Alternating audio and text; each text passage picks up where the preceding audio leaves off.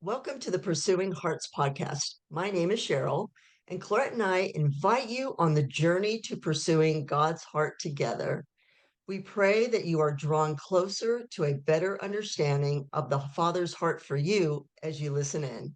So grab your favorite beverage, find a comfy chair, and come join in on the conversation. So, I wanted to talk real briefly about how we even came to start this podcast. So, I've known Clarette for about 3 years, and we have been praying since we got to know each other a little bit better. How can we work together? What is something we could do?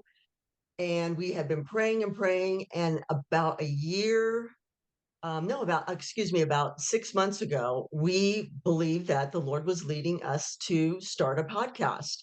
So then we started praying about, well, what would that look like and what should we even talk about?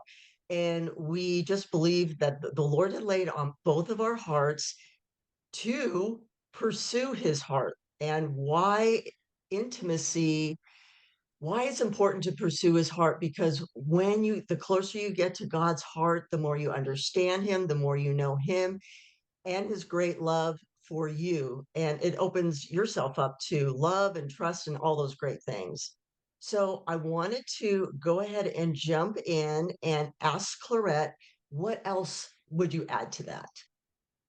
Yeah, the discussion Cheryl and I had in the past was so good that we thought it would be awesome to have other people and just join us almost as if we have coffee together.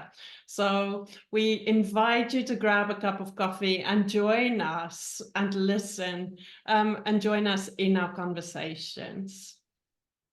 So we know that the listener right now has no idea who we are, but we thought that we would go through a little bit of a fun Q&A for each of us, just so you could get a little bit more idea of what our background is, how we see God from a high level, and just some fun questions, just, to get to know us, just like we were having coffee with you. So yes, grab your favorite drink and pull up a chair. We just really want to invite you into our conversation so you could get to know us a little bit better. So, Clarette, do you want to start asking the questions or do you want me to? Yeah, maybe I can start. So tell us a little bit, Cheryl, about where you live and who you are. Just very general, it's like who you are, where you live, where you're from. Um, So, I am married, and my husband Steve and I have been married for 20 years, and we're a blended family. And between us, I had two kids from a previous marriage, and he has two kids. I had two girls, and he has a son and a daughter. And then we also have two grandkids. But we currently live in Northwest Arkansas, which is considered the Midwest of the United States. And we've been here for about 2 years. We moved from the West Coast, California, and we did have a short stint in Oregon. But yeah, that's where we are. Very good. It's good to know. People need to know that Cheryl and I have never met in person. We That's only true. know each other through Zoom. So I have not made it to Arkansas, and Cheryl has not made it yet to Zurich in Switzerland. So, Cheryl, what do you do for work? So I am a Kingdom Catalyst mentor and a consultant for emerging kingdom leaders. And I know that was like a mouthful, but basically I help other kingdom women to step into their God-given authority so that they could advance the kingdom in whatever sphere that God is calling them to. And then on the creative side, last year I created a Live Your Dream Planner. It's a paper planner that it combines faith with beauty, and it's a goal setting planner. Hey, so talking about goals and dreams, and since that making the planner was in some way the fulfillment of a dream for you, what is a new dream that you have currently? So I know you and I have talked about this, but ever since we really started developing a really great relationship, I wanted to go and visit you in Zurich. So that is on my heart, to visit you in Zurich, and we could do a podcast together in Zurich. That would be so awesome, or multiple. And then my other dream for many, many years has to visit the land of Israel. So I'm hoping that once we're in Zurich, we can hop on a plane and go over to Israel. And I'll basically do two things at the same time. I've never been to Europe, so that will definitely be something I could check off my bucket list. Now, for our international audience, how would you describe what being an American to us that are non-Americans or potentially may have never been to America? How would you describe So American? sometimes, so I'm going to say that, and then this is a generality. I'm not saying everyone's like this, but I would say a good portion of Americans are very passionate. And it could go either way. You're passionate about one thing, you're passionate about another. But I would say we are definitely a passionate people. And I do believe that we are a Christian nation in that respect of there's more Christians in this nation. And you don't have to really get a lot of statistics like take a poll because we are probably the biggest.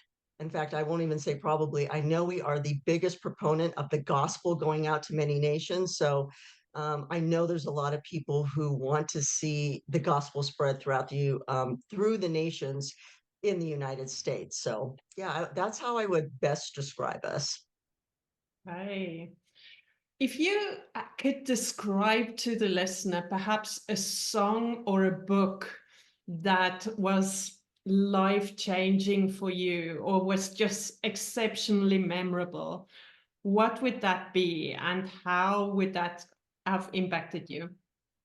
So the most recent one, there might have been ones from years past, but I would say the most recent one is the song I Lived by One Republic. It is a secular song, it's not faith-based, but if you listen to the words in that song, even in the title, I lived. And Jesus even says that I came to give you life and life abundantly. And for me personally, I am not a huge risk taker, but when you watch the video that goes along with the song, it really inspires you to live fully. And I love the song and the video with it. It's just very inspiring. Hey, awesome. I need to go and check it out. Um, what's your favorite book in the Bible and why would you pick that? So I thought my favorite book was going to be Philippians, but I had to do a search my heart. I'm like, no, it's actually the book of Esther.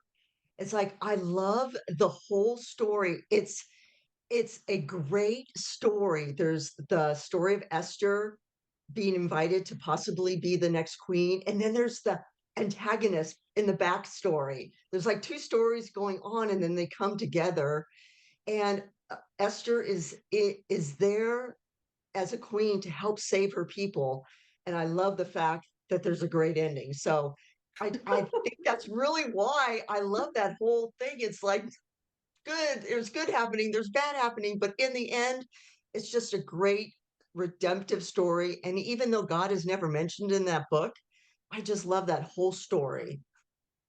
Whenever I think of Esther and I think of all the spa treatments she must have had for the first year or something like that, I'm like, oh yes, sign me up for that one. It's like, I know every yeah, woman's dream, I think. absolutely. What do you love most about God right now?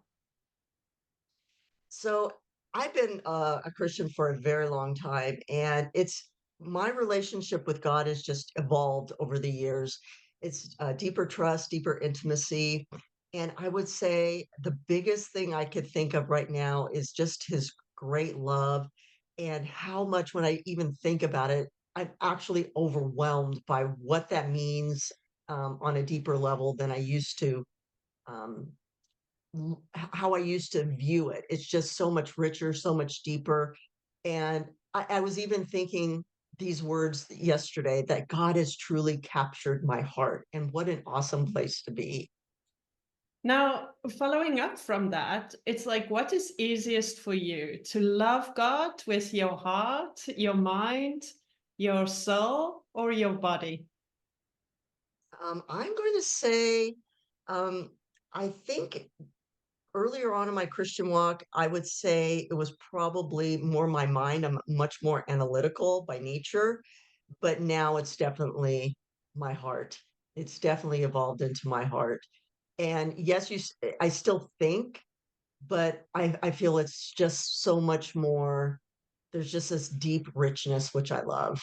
I think from my side, I would say starting at the back, it's loving God with my heart comes natural now. Or yeah, yet I'm still learning in many ways, growing in the face of learning to love Him more with my mind, learning to love Him more with my soul. So yeah. Well, Clarette, I wanted you to share some of who you are with the audience. I know you gave us a little bit that you're from Zurich, or excuse me, not from Zurich, but you're currently in Zurich. So, yeah, so do you want to expand any on that?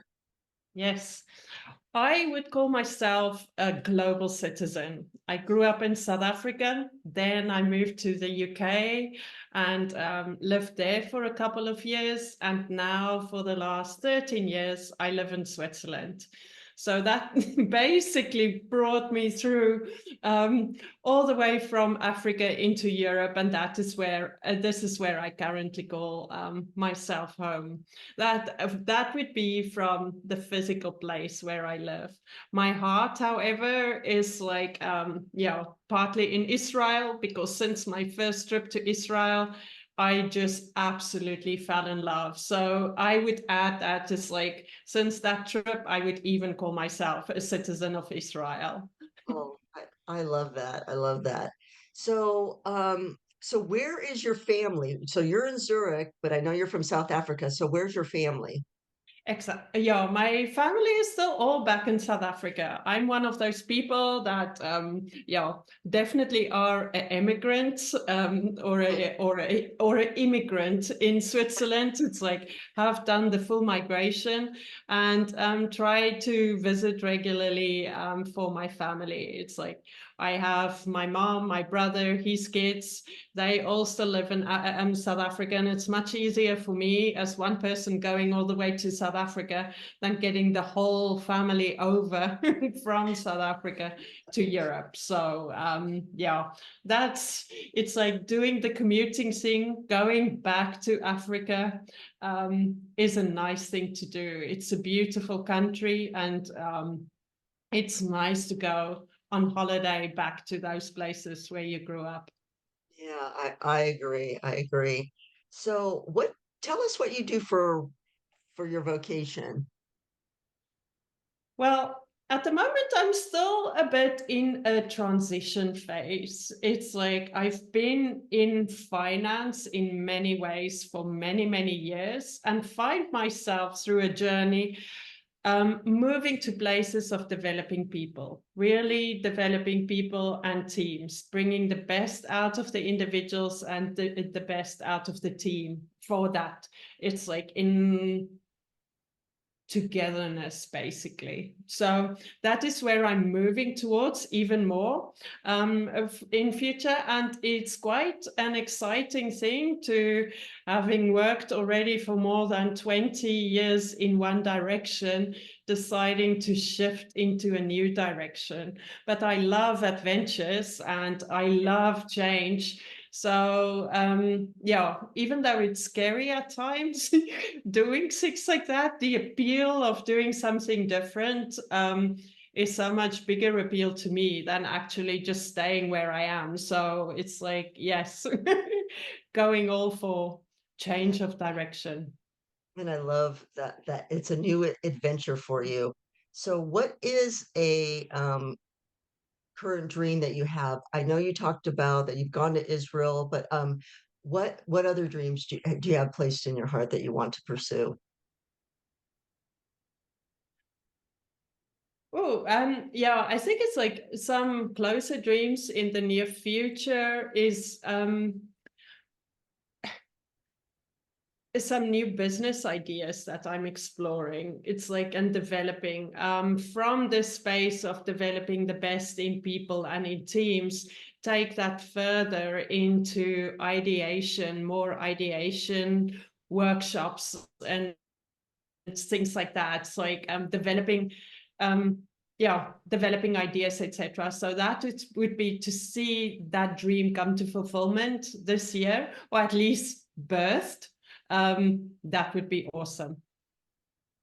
So I know you asked me about how could I describe being American to non-Americans? How would you describe yourself as a global citizen compared to non-global? See, it's like we're a couple of people here in Switzerland, and even if it was in the UK, if you've moved country more than once and you stay in that place for a while, it depends a bit on the culture, but here in Europe, you become sort of, you're not exactly like there anymore, like where you are from, but you're not fully like the people where you are. You're this mix of, you bring something from a different culture or cultures in that case, and then you shape that, and you're impacted by all those different nations that you've been part of. So I'm here definitely a large part South African. Yes, I've got Britishness from the time that I'm there, and now from being in Switzerland, where you learn and you become like the culture around you, you're really impacted by it. So when I go back to South Africa, I would notice I am more European than I am South African. Yet here in Europe, I am definitely more not fully European. In some ways I am, but there's those parts that that is still there. So it's really this mix of, you pick the best of the different cultures you've been exposed to and make those your own. And that is not just me, but I think it's like a lot of people like myself who've lived in many countries have similar experiences. Well, I consider you very brave and courageous because I know just from moving from one state to another how unsettling it is. And then you have to reestablish roots and develop new friends. So you did even more than that by going to new cultures, I mean, new countries, and you have to learn those unique, you learn from that culture. So I think I just consider you brave and courageous. Yeah, I have to say that that I want to say I hope that I would be able to do that, but hey, you never know until you're in that position. I just like the change. It was actually a funny story. It was one of the first, before I knew anything about really making the crease or where we can speak the future into being. I was still in school when I said in 10 years' time, I will be abroad. I didn't have any dreams about that or things like that. I made the statement to get out of something. And 10 years later, it was actually, yes, I was abroad. It came to the full fulfillment. It was like I was speaking words in line with God's heart without even understanding it. And it came to pass in the end. So it's actually really funny how sometimes we don't even know we are walking down the paths that God has laid out for us. And we are already walking that because of the dreams and desires that He put in our hearts. Yeah. That's a great illustration. Thanks so much for sharing that. So I wanted to ask you, what do you love about people? Their stories. I just really, it's like, I love getting to know people and um, to hear and understand what makes them them. It's like, what is it that brought them to the page, to this place in their life? That is like the reason they are who they are. It's like that story. I can't help myself by asking questions around that and trying to get to know a bit. the stories of the people. It's like irrespective of where I go. And I think even in reading and things like that, those are the things that I love. It's like that history, the backstory, everything, all those things that make you of who you are today. I agree, and I agree with you. I love hearing people's stories, and then I would just add that I love to hear how God is working in those stories. There's always Yeah, a Holy Spirit, God weaving something into their story. So I love to hear what how God is working in that person's life. So, exactly. do you have a song or a book that you really liked? And then if so, why did you like that particular song or book? Yeah, oh, many, too many to count. But if I have to pick one, I would say probably Tuesdays with Maury from Mitch Albom was one of my favorite books. And there was this statement in there about this guy um, teaching the person visiting him, basically saying, if you live each day to the fullest, feel everything that's there for the day. It's like just experience that, live to the full experience. You would never want to repeat today because you actually got everything that was available in that day from that day. And that actually was such a statement point for me to say, it's okay, whatever. When it's a bad day, feel it. It's fine. It's like, if it's a good day, feel it. Don't cut yourself short on either the good side or the bad side, but get the most of each day, actually. And that's like, yeah, that was just one of those statements which became a life thing for me. So, yeah, And I love that. Tuesdays with Murray. My husband is reading that book right now. I was going through a box and I found it, and he because he had Oh, been asking for it. And once he's done with it, I am going to read it. So oh, yeah, it's I heard awesome. it's a Yeah. great book. So just inspired me to read it. So I'm going to ask you this question because this is really important that I know and our listeners know. So, do you prefer the beach, the bush, mountain for holiday? Like, where is the place that you like to go the most? Yeah, my happy place would absolutely be the bush in South Africa, like on safari, where you are just surrounded by savanna and open fields. I really do like the other ones as well, but there is nothing like an African sunset in a national park, and you have, yeah, wildlife around you, or just that empty spaces, the or nature is like definitely bush. Awesome. So what is your favorite book in the Bible and why? I would pick Isaiah. I just love the poetic nature of Isaiah. It's like, for me, it's like it is a love letter straight from God's heart to the people of Israel and to us. And it's like, and I think I love it because that was sort of the book that introduced me to the emotions of God in a whole to a whole different level. It's not just factual, it's not just storytelling, it's actually going straight to explaining the feelings, the joy, the absolutely agony, the pain. It's like all of that is like comes real to me in Isaiah. Yeah, that's beautiful. I love that. So what do you love about God right now the most? I think it's patience. It's like, oh my, it's like sometimes I'm just, when I realize and reflect on my own journey and some things that can take you like maybe a day to learn, sometimes take months. It's like Yeah.